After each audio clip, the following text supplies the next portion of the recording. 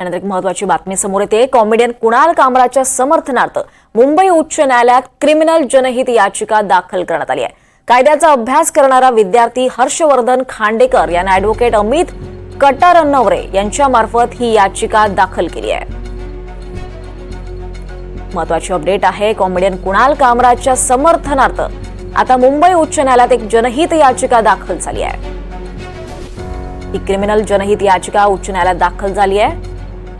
यावर अधिक माहिती घेऊयात। आपल्यासोबत आपल्या प्रतिनिधी भाग्यश्री प्रधान आहेत। भाग्यश्री, आता कॉमेडियन कुणाल कामराच्या समर्थनातही समोर आलेत आणि उच्च न्यायालयात क्रिमिनल जनहित याचिका दाखल केल्याचं कळत आहे। नक्कीच दीपाली, कुणाल कामराच्या विनोदांना संविधानाच्या कलम 19 अंतर्गत मान्यता देण्याची याचिकेत मागणी केलेली आहे।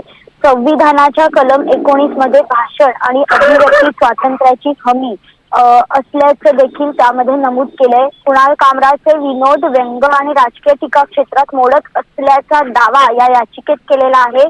या व्यतिरिक्त कामराने केलेले विनोद कोणताही द्वेष किंवा शत्रुत्व पसरवण्याच्या उद्देशाने नसून केवळ व्यंगात्मक असल्याचा याचिकेत दावा आहे।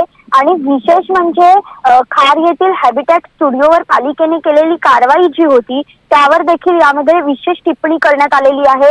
ही जी कारवाई आहे ही निवडक असून बेजबाबदारपणे पालिका अधिकाऱ्यांवर केलेली आहे, बेजबाबदारपणे केलेली आहे पालिका अधिकाऱ्यांनी, असं देखील या याचिकेत म्हटलेलं आहे।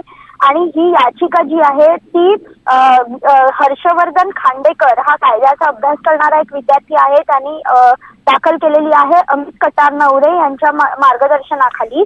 मात्र खार येथील या स्टुडिओत पालिकेने पक्षपातीपणा करत कारवाई केली असून आपल्या अधिकार क्षेत्राचा दुरुपयोग केल्याचा याचिकेत दावा देखील करण्यात आलाय। त्यामुळे ही याचिका कोर्टामध्ये उभी राहते का आणि कोर्ट त्याला कशा पद्धतीने प्रतिसाद देतोय हे बघणं महत्त्वाचं ठरणार आहे। दीपाली, अगदी बरोबर। धन्यवाद भाग्यश्री, आपण दिलेल्या या सगळ्या सविस्तर माहितीसाठी।